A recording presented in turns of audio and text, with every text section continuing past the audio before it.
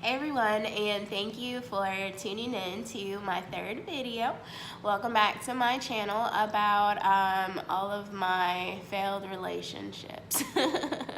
It's like a trail of tears is what I'm calling it.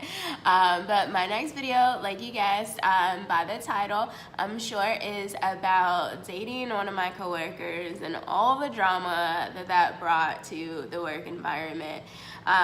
It was crazy. So tune in, and I'm going to give you my top 5 reasons why you should not date your coworker. Before I get into that, I did want to do my due diligence and go on record saying that Swoopy Whoopy, if you guys don't know who that is, go back and watch my last video. Swoopy Whoopy told me that he believes that my depiction of him as an alcoholic was just my perception. And he's right. So I did my due diligence in mentioning that. So please stay tuned to my next video so that you can hear about these crazy things that happened with me dating my coworker.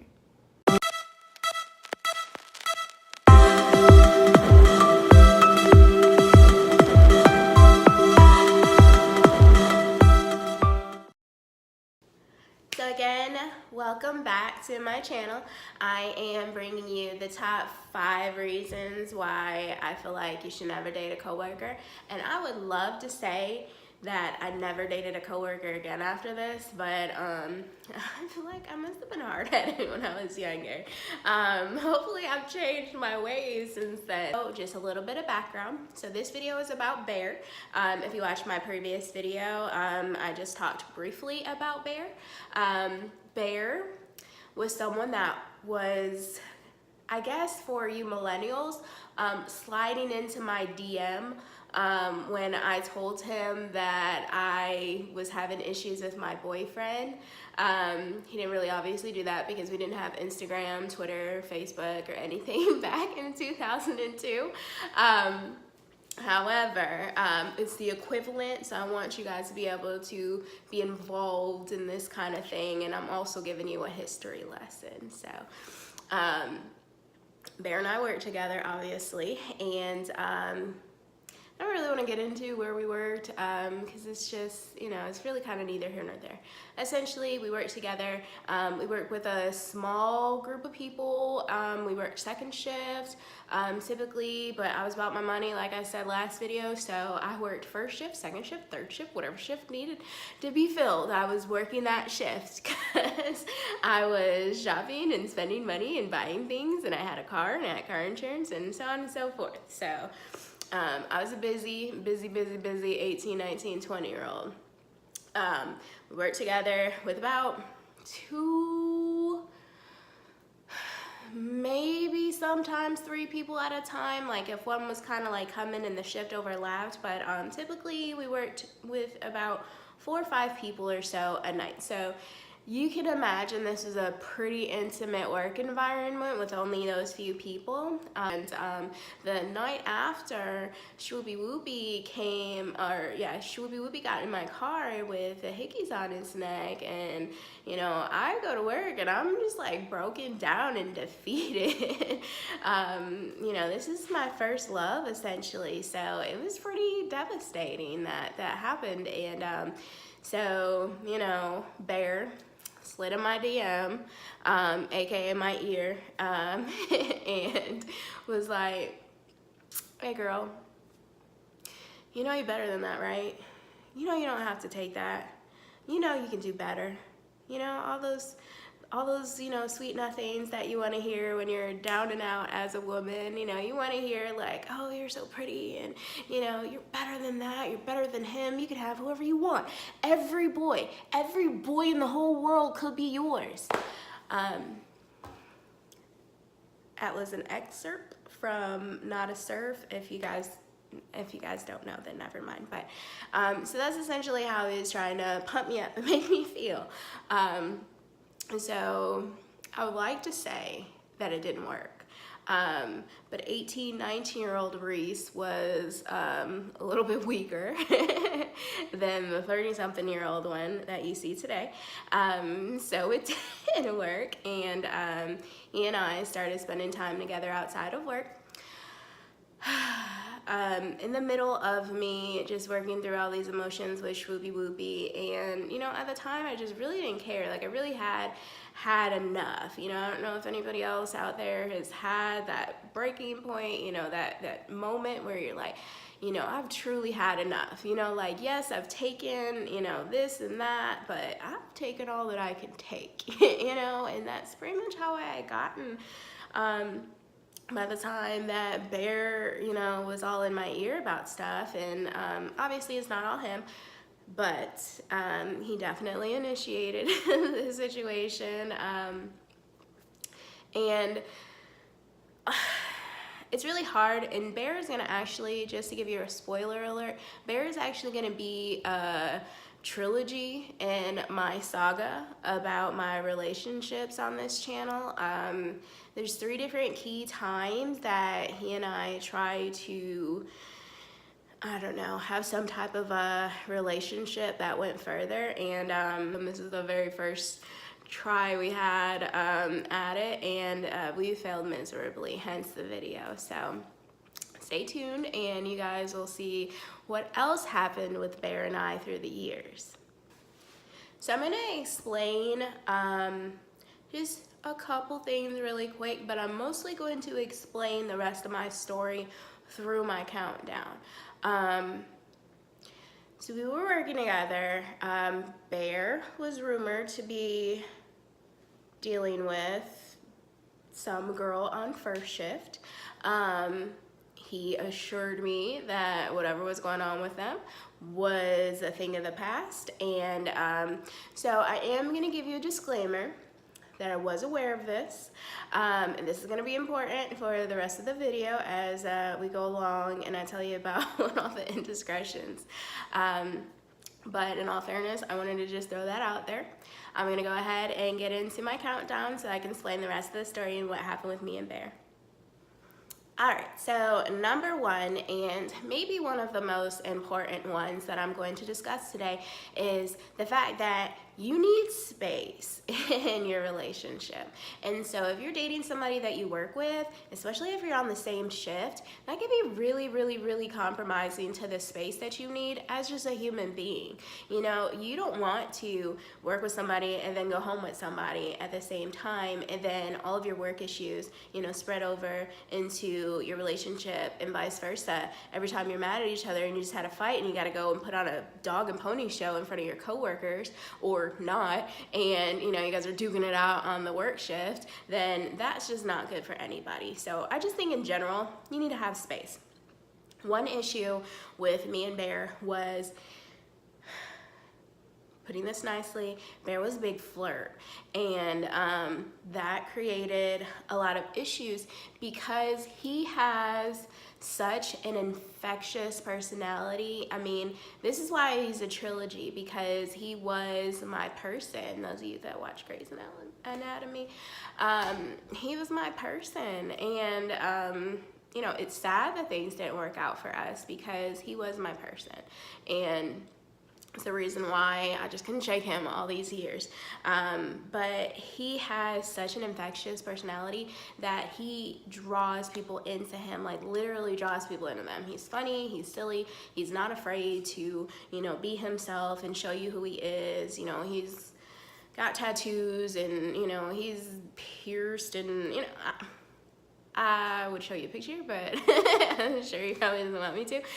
You're probably getting a mental picture, but it's probably not actually what you're thinking, because he was really preppy at the same time. So he is very much so the male version of me, and I think that that's attractive in a sense because, I'm a go-getter. I, was about going to school, and I'm about my money, like I already said, and things like that. So it's like those other qualities are attractive to me, but our detriment was the fact that he is a big flirt.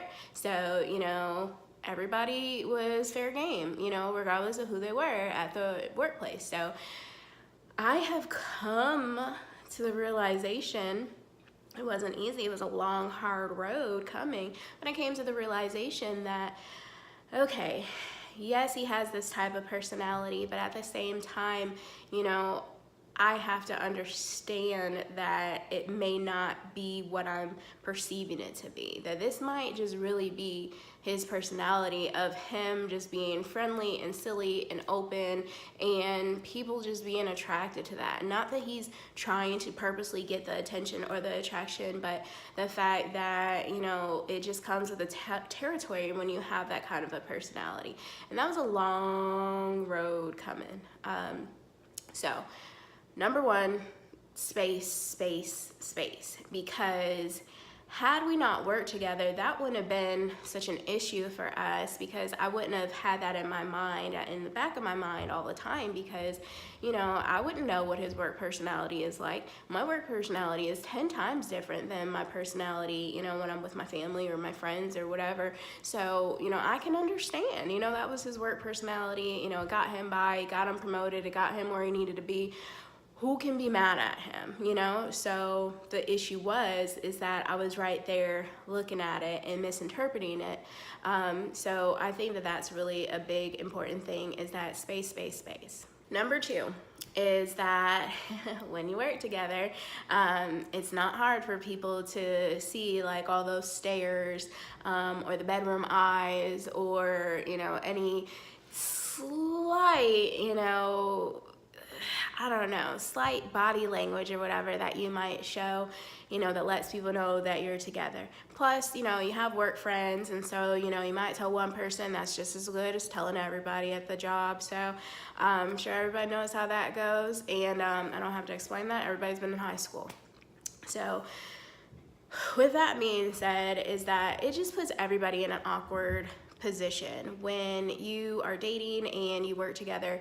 It's like it affects everybody, and it affects your coworkers, and then you have to go to work feeling like everybody's talking about you, and, you know, you would like to be like, no, I'm being paranoid, but they're really legitimately talking about you. And so that gets really messy, is, you know, when you can't separate your job and your relationship, and, you know, maybe you are completely professional about it, you know, and maybe you do go in there and you do your job, and, you know, you don't let one affect the other, but your coworkers are still gonna mess it up for you too. So number three is going to be a carryover from 1 and 2, but a little bit more in depth. So I told you I was aware of that one singular girl that he was talking to at the job before me. That ended up being another girl that he was talking to. So yes, 3 of us. Imagine what fun that was, or not, that he was dating 3 coworkers, and we all worked in this small environment together on a very regular basis. So that created so much drama, and I mean, it was just unbelievable. I mean, to this day, I feel like, you know, the 3rd girl that, you know, sorry, my battery light came on. The 3rd girl, who, of course, you know how women are, they get mad at you instead of the guy, even though she knew that we were talking, and she chose to go ahead and hook up with him one night. You know, it's just so stupid that that whole situation happened, and, you know, the fact that she then blamed me, it was just crazy. And so that's just my 3rd reason for not dating a guy that you work with, because there's, you know, competition right in front of your face, literally. And so you don't know whether it's flirting or if it's, you know, just normal coworker banter back and forth and things like that. You don't know if that brush on the shoulder was, you know, really what you thought it was, or if it was just, you know, harmless. You know, people talk with their hands, and, you know, like, you just brush people. And so that was really a hard thing, is being able to separate all of that. In this case, there was nothing really to separate. He legitimately was dating all three of us, and that was pretty horrible. That wasn't enough for me to just leave Bear alone. I guess it should have, but young and dumb. I mean, because I did have a really good mental connection with him, and so it was really hard to leave that situation alone, even with this third entity. You know, three's a crowd, and it legitimately was in this situation. It caused a lot of drama, needless to say, and it could have been avoided if I never was dating a coworker in the first place. I could have been the one, like all the other coworkers, you know, a spectator eating my popcorn while all this drama is unfolding. Instead, I'm right in the center of it. So number 4 is, like I explained already, me and Shoopy Whoopie, we're still dating officially, even though there was just so much turmoil. I mean, it was just unbelievable. I mean, I really was having some serious feelings of regret and doubt and worry and fear. Nonetheless, yes, I was technically cheating on Shoopy Whoopie. I guess I can't sugarcoat that. So my number 4 is going to be what happens when you're creeping and your boyfriend pops up. That actually did not happen. However, he was calling on the phone, and then Bear actually was in an on-again, off-again relationship as well, I want to say, with like a high school sweetheart type person, and so she was calling. So I mean, it gets so messy and horrible when you're not only dating a coworker, but you're cheating on your significant other with the coworker. I tell you, this story was really pretty deep, but I'm just giving you the gist of it. So number 4, you have to think about what happens if you're creeping on your job and your significant other just happens to pull up. You know, what are you gonna do? Like, what happens if, you know, the guy you're creeping with or the girl you're creeping with, you know, decides to be like, you know what, I'm gonna tell your girlfriend. I'm having to sip my hot drink in between takes because I'm sick. But number 5, and it's last but not least, and it's probably the most obvious one, is that it's terribly distracting to date somebody that you work with. It is terribly distracting from your work and you getting your job done. And I feel like every job that I've had is important. I feel like every person that I've served, because I've pretty much been in customer service, social services, and, you know, even customer service, you know, you're helping people, social services, you're helping people, you know, you're providing a service to people, and you should be doing it well to the best of your, you know, capabilities. So you're dating somebody at work, I'm sorry, it's gonna be lacking. No matter how you wanna say that it's not, it's going to be in one way or another. There's so many numerous reasons of why it can be distracting.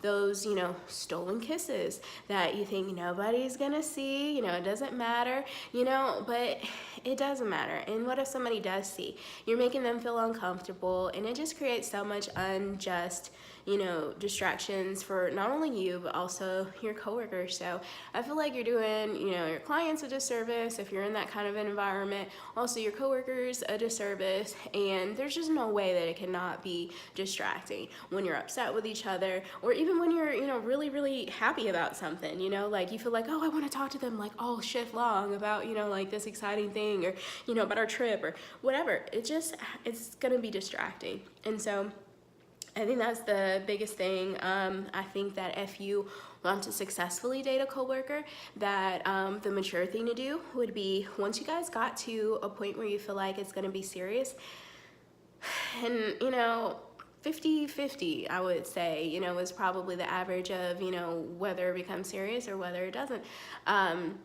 So if you guys got to the point where you're like, you know, yeah, we really feel like this is gonna be something at work, we, you know, met our soulmate, you know, oh, you're so, you know, in love, I really feel like you should be mature about it and think about one of you getting another job.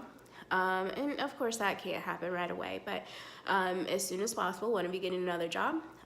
you guys changing shifts, you guys move into a different location. If you're working like, somewhere like a bank or something, you can move to a different branch or, what have you, or a different school or whatever. So there's opportunities where, yeah, this can probably be successful, but, with everything, you have to do the right thing. And you have to be mature about all these situations as well. Being 19, 20, there was 21, 22, no, 22, 23, 3 years older than me. And so we weren't mature enough to handle this situation. And, it's hard not to fault him because he willingly, knowingly, dated all 3 of us at the same job, relatively the same time. I'm not gonna say like literally all of us were at the same exact, week or month or anything like that. There actually was a 4th girl that I found out about that happened years later, but I still feel like we should count that 4th. He doesn't, but I don't know. What do you guys think? I think if we were all at the same house, even though it happened years later, that we should count her as a 4th, but whatever. But yeah, so in all seriousness, if you're going to date a coworker, just be responsible about it. And like I said, follow those couple things, change, jobs, change shifts, whatever you can do to not make it distracting to your coworkers and also the people that you're serving, because it's just not fair and it's not a good look for you either. It's just, I don't know, certain things that go on in the workplace, and for you to spill over, street stuff into your workplace, it's just not a professional good look for you either. So I implore you, if you're going to not listen to my advice and just not date a coworker, period, then at least be responsible about it. So I'm sitting down for my wrap up because I feel a bit feverish. But the moral of this story was, these relationships with Bear and Shwoopy Whoopie at this point in my life, like I said, I was 20 years old by the end of all of this. They just were never meant to work out. And obviously, neither situation was gonna work out with me, not doing what I needed to do, which was break off things with Shwoopy Whoopie and Bear break off things with all of us. Obviously these relationships were pretty doomed. So I feel bad that I let myself get so low and my self-esteem being so low to where I felt like this was the answer, because I don't feel like cheating on anybody is right. I don't feel like, that's something that I should have done. I also feel like that's something God definitely wasn't recognizing, like me going from person to person, and I mean, it wasn't as scandalous as it sounds with me saying it. I hope not anyway. But I mean, it just definitely wasn't a situation that I know was pleasing to God in any way. And like I explained in my last video, kind of where I was with just kind of being out there with like no mentor, no help, no direction on what I really needed to be doing spiritually, to make sure that I was strong enough and equipped to, handle all these situations. And I was just out there just doing whatever.